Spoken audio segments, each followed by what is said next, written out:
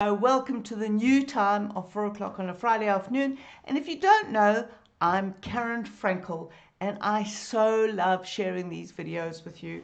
I love sharing what I know. And your drawings that you're all posting up onto the Get Drawing website are fantastic. I've been seeing apples and rolls and mandarins and oranges and bananas all being eaten from our challenge on Tuesday. So that's fantastic. There have been some portraits as well. And I hope that today's video is going to give you a little bit more information. We creep forward every week to show you something to do to make your drawings more exciting than they already are. So we've been speaking about tonal shapes, which help to make the drawings look very three-dimensional. And we've been talking about making those shapes the same tone as the line so that we don't have a heavy line around the edges of what we're drawing, and that when we put our shading in, they match the edge of the line. That is one of my favorite photographs from Margaret River, which is a region down south of Perth. Just trying to have that fill the screen for you. And that picture was taken quite late in the day, and so you can see there's very, very strong light on that. I really love taking photographs in either the early morning, but I'm not really up early in the morning, or late in the afternoon, so that I can get those strong lights and darks. And we're going to be working with that. And I will take you back to be able to see me, hello again, and the picture all at the same time. And that's how I'm going to be helping you doing these marks. Okay, so I did say in the email, mark making is literally making marks, and you can do that with pencil as well. You don't have to do it with pen, you can do it with whatever you're using. So just putting that mark down, I usually call that a colouring in mark, but we can make marks like that. Hello Caroline, or Carolyn, thank you for joining us. Welcome to our video. So that's called hatching.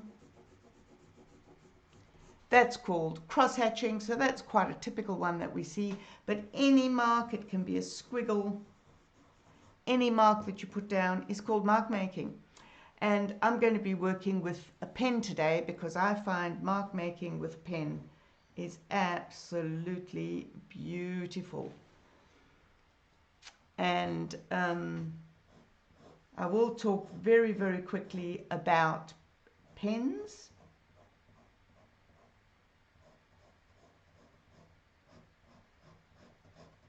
I've just realized that I was going to share a surprise with you, which I will do, but I might have to leave the screen when we get to the end of the picture, the end of the video, to show you what my surprise is. Okay, so this pen happens to be called Unipin Fine Line, and it is water and fade proof, and it has pigment ink in that. Doesn't matter if you can't read it.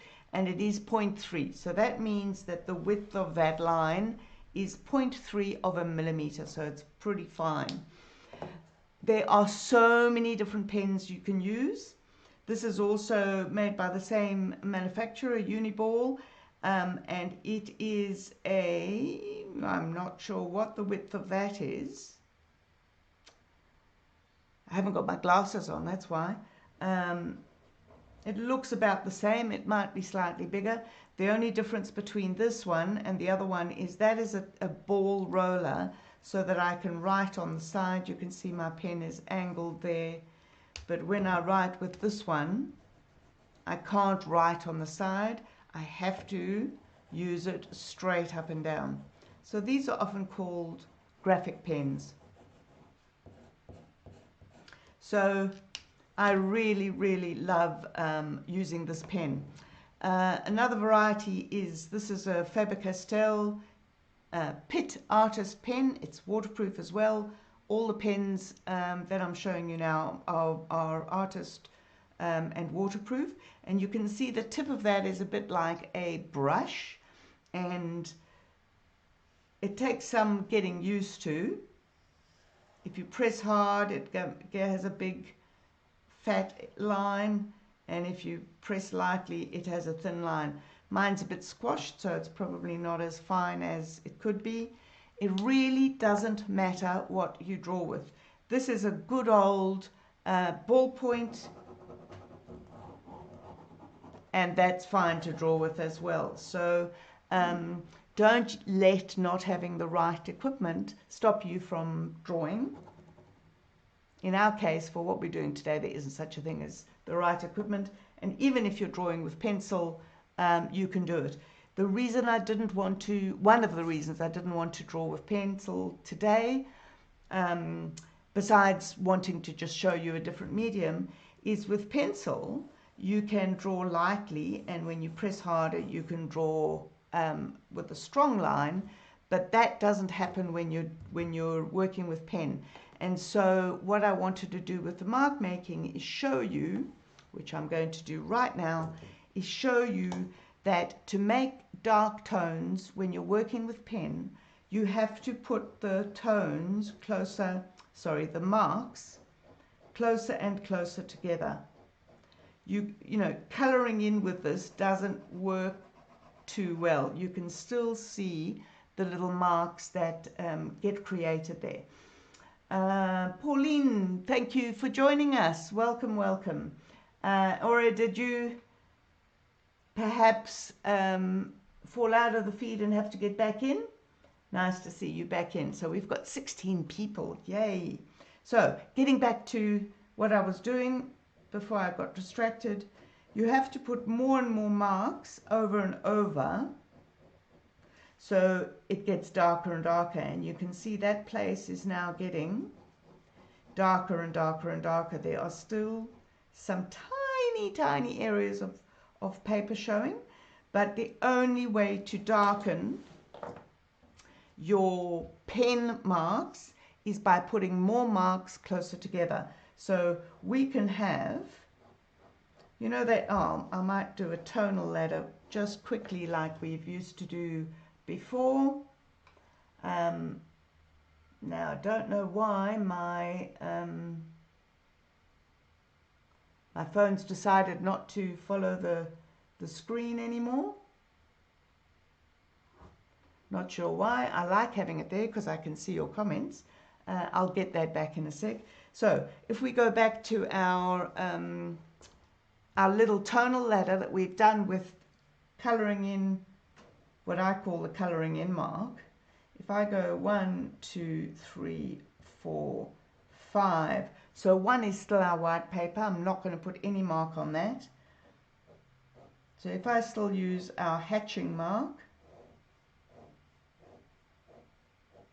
I've put it across everywhere. You'll see why in a sec. So I'm going to leave number 2 like that, and I'm now going to do number 3.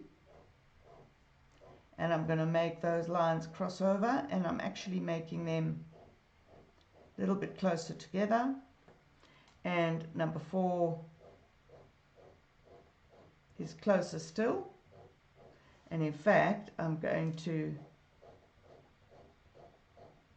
cross over again.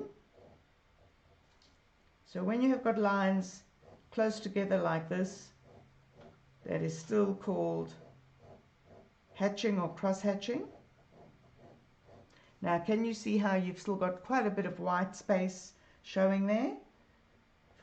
And number 5 is usually our darkest tone, so I'm coming in with lines that are even closer together.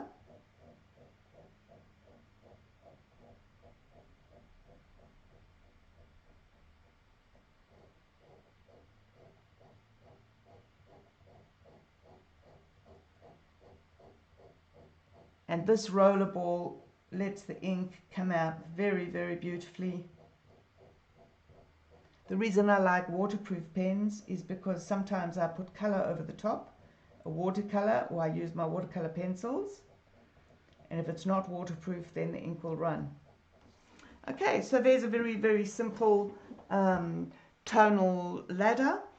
let's see if I can get my thing back on my phone. I wonder if it knows that I'm the person doing the video. That would be a bit odd, wouldn't it? Okay, there I am again. Yay.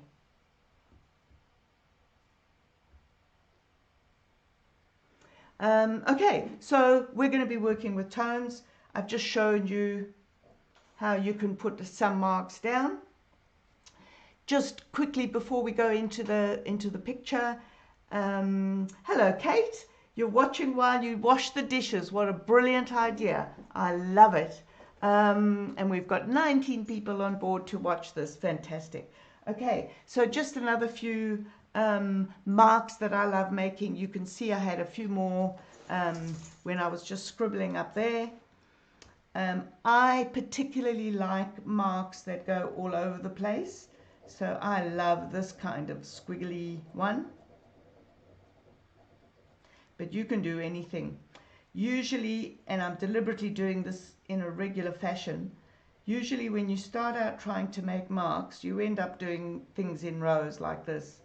It's really hard to get out of that habit and to go a bit random. So even with these circles, I wonder if you can hear my dog going a bit crazy next to me.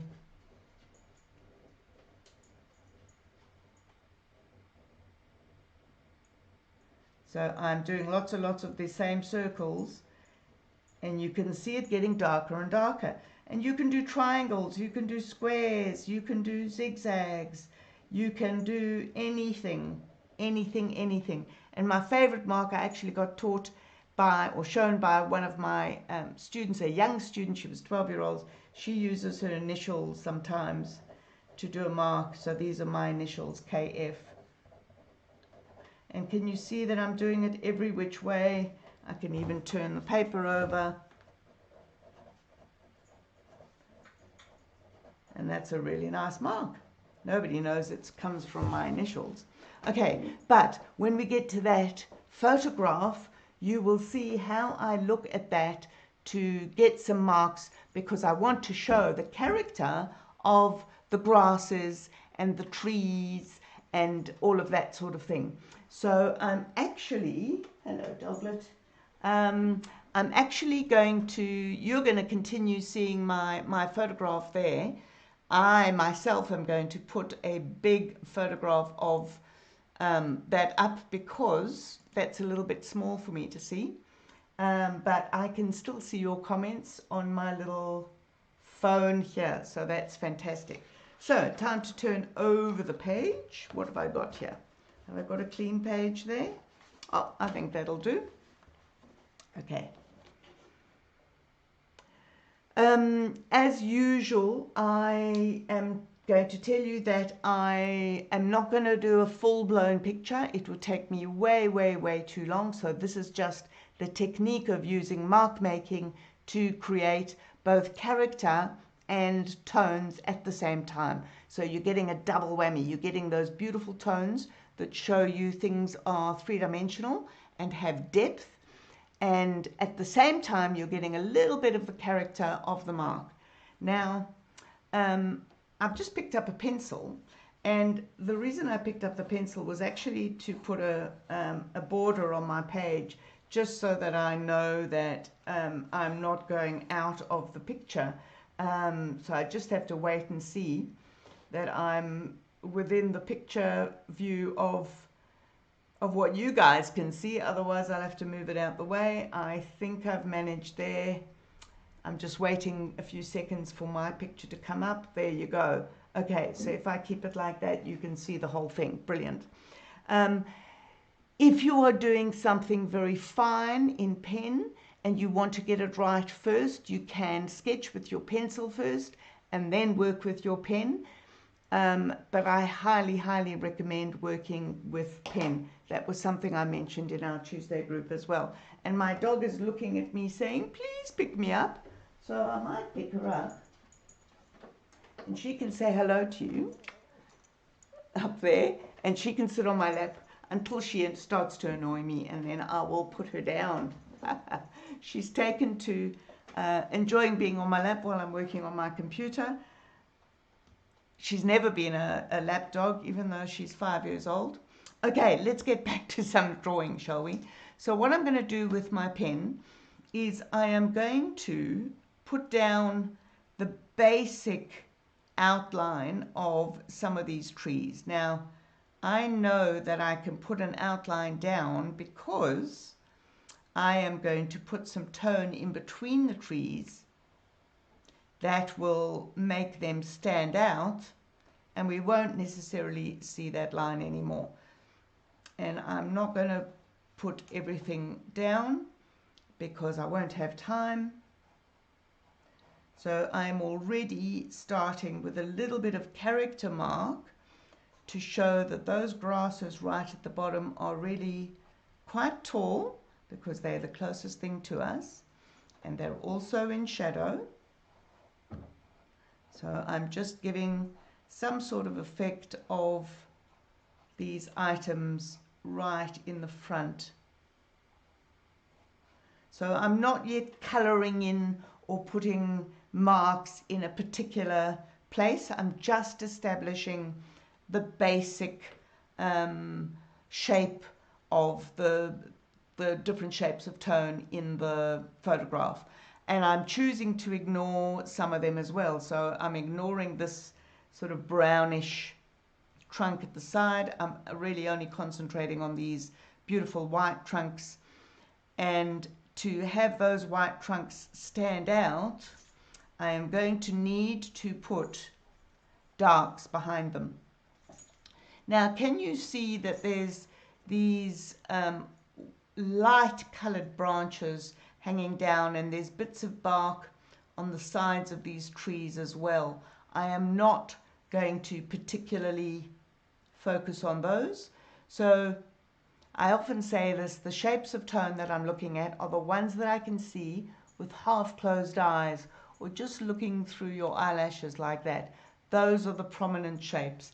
And when I do that, I can see that there is a general shape of the undergrowth behind that is going in a bit of a diagonal shape like that. And then there's another one across the top like that.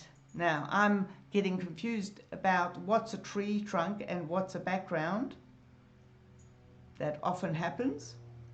And sometimes even in my paintings, that often happens. And I just go, you know what? It doesn't matter. The viewer can figure out whatever they want.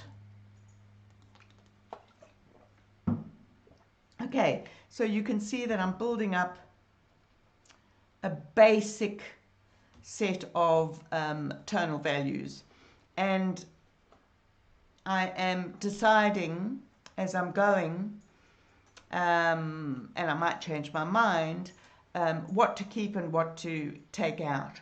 So now I want to put in some of these delicious darks which are behind the tree trunks, and they are showing that the tree trunks are coming forward. But I don't just want to colour in as such. I want to put some character there so that I know that the stuff in the background is also foliage. Now, I'm being a little bit lazy here. I'm going probably a bit more quickly than I usually do, which means I'm going less carefully. But if you look in that top corner of dark, there really isn't a lot of light showing. You can vaguely see that there might be leaves, but in all honesty, it's just a lot of dark character.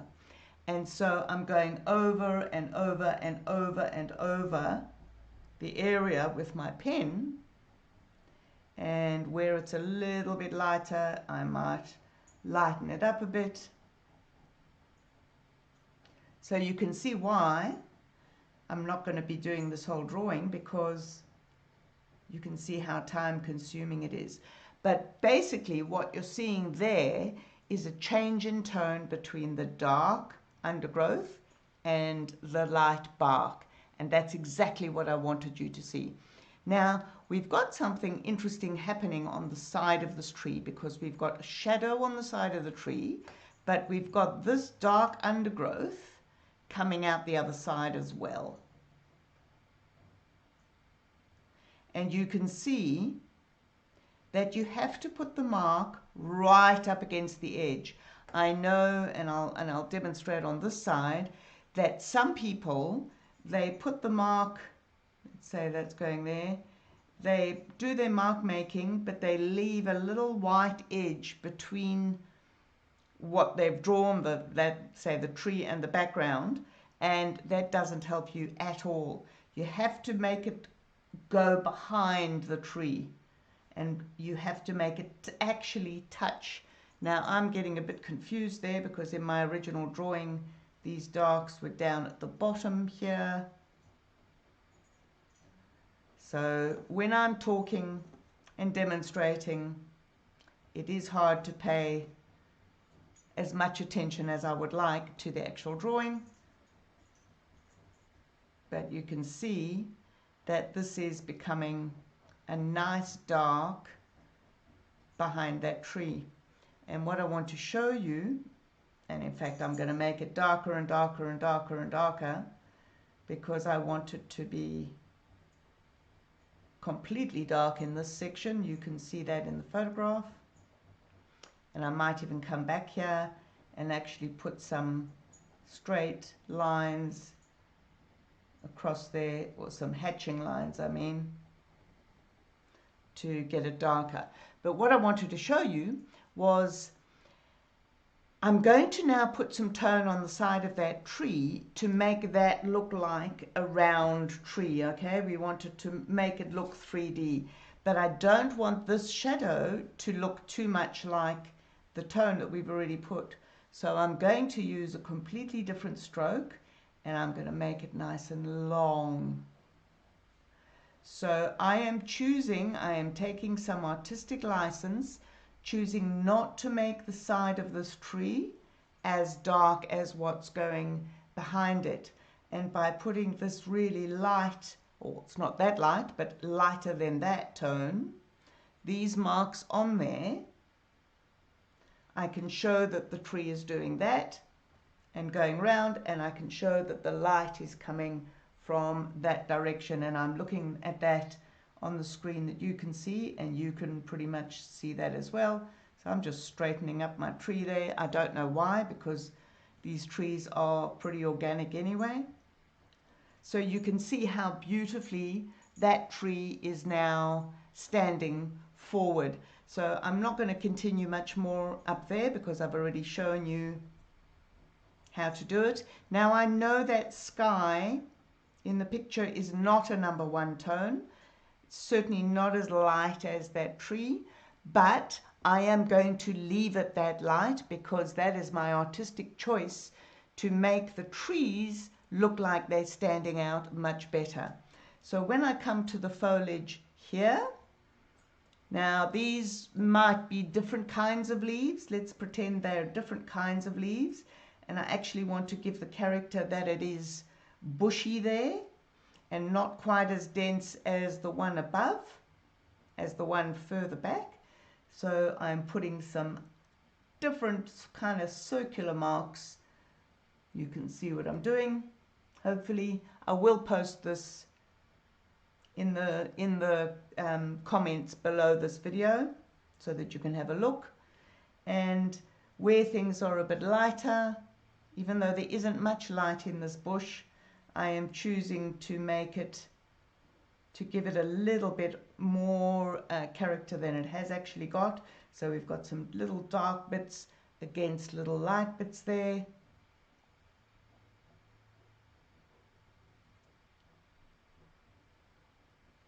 And as it comes here, it gets all dark again.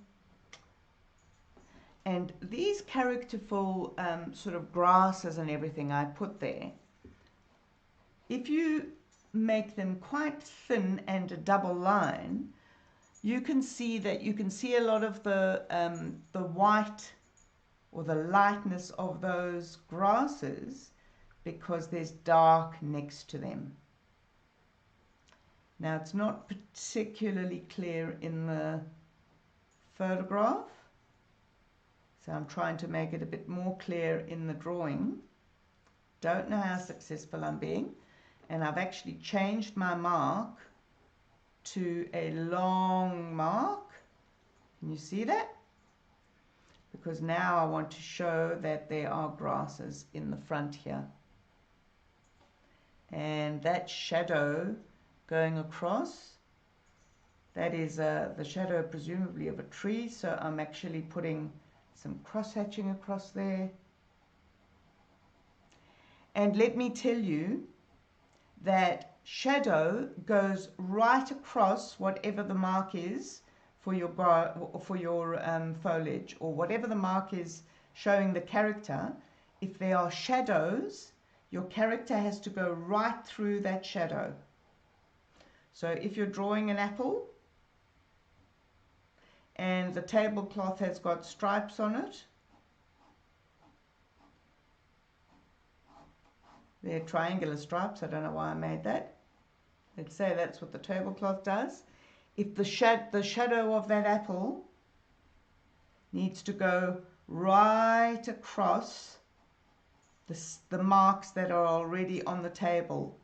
Okay, so that's what I've shown there. I've got the shadow with hatching marks, and it's going right across these higgledy-piggledy marks of the grass. Okay, some of those grasses are doing that.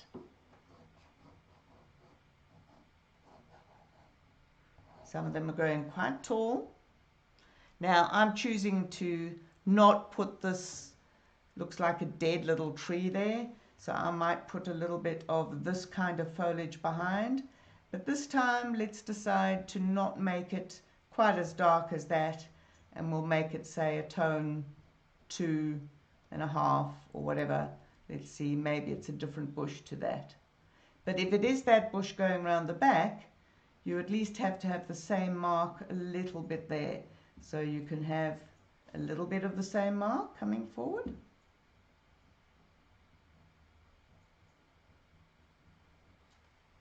I'm quite enjoying this. It's a very meditative thing to do. And I'm just suggesting that there's other bushes there. I might put some of these kind of shadows on here. I've just noticed how dark this bottom of the tree gets, so I'm going to emphasize those lines. Now I will give you a little bit of a secret to make your mark making not get overwhelming. And in fact, this is something that my late dad shared with me. When you are mark making and you have a light side, if you look at the tree in the picture, there's a whole lot of bark showing on this side of the tree. If you start putting the marks in to show that bark, what you are doing in effect is adding another level of tone there. So even if you can see bright leaves, and I'm just going to go to a photograph for a second. This is a completely different photograph, but on this photograph you can see the light side of this tree is very, very light compared to the dark. But we can see that there's all tiny variation there, and we can see all those little dots and things. If you actually put the marks in for that variation, you'll end up darkening the light side. So you need to leave that completely blank, or maybe just put one line in. Okay, so don't overdo your marks. In fact, you can completely leave out marks on the light side, on where the lightest light is. Let's see, there's a bit of a branch going across, angled from a different tree over here. So I've just drawn over what I've got. So don't worry about the fact that you can't rub out, especially when you're mark making. You just put the marks over it, and I'm kind of coloring in that dark branch. It's pretty visible there, because the beauty of a good composition is seeing dark light, dark light, dark light, dark light, and that gives you really beautiful compositional shapes to go on. So don't be afraid of putting your marks right over the edge, especially if it's dark. Now I've gone over the edge of that tree. I've just narrowed my tree.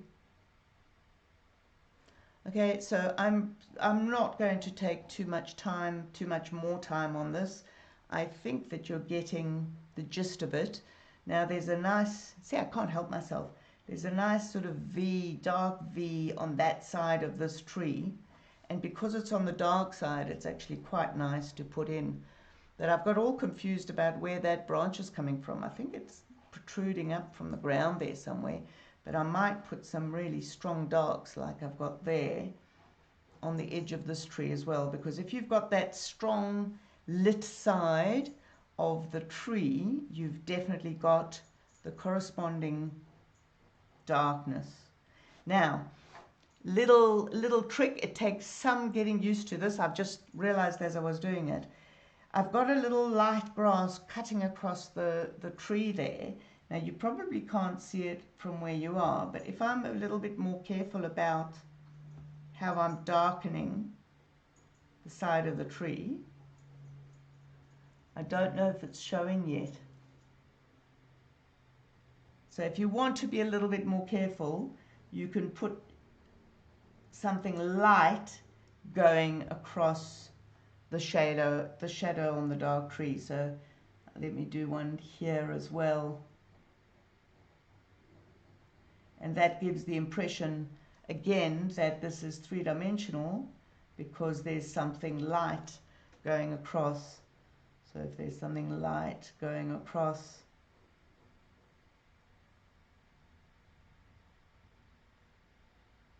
you can actually see the leaf. So it's the dark shapes, sometimes called the negative shapes, although negative shapes aren't always dark, that show up the light grasses and things. I'm not mad about that shadow that's gone across. It's a bit of a lazy shadow. It's not showing anything much. So I might actually strengthen up some of these darks a little bit. So I'm still using my hatching technique. This pen is so beautiful to use.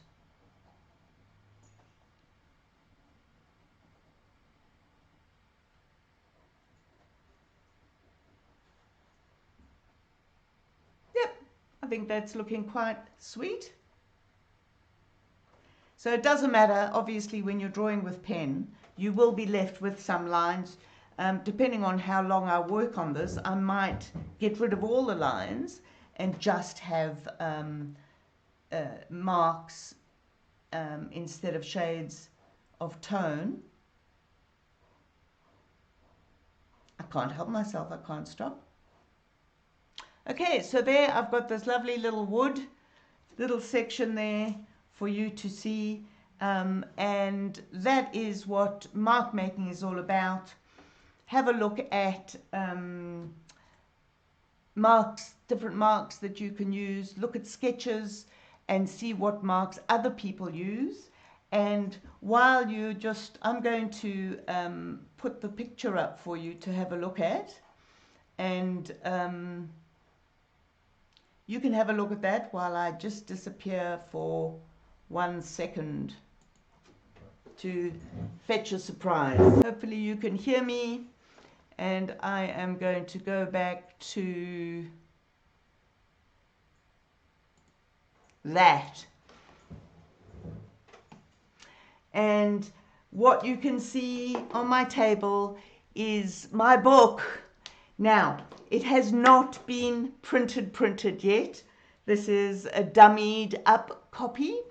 The color will be slightly different, but you guys are the second lot of people to see it. I have actually shown it to my students in the studio this week, but you are first cab off the rank to see my beautiful book. I am so thrilled. This is what it's going to look like.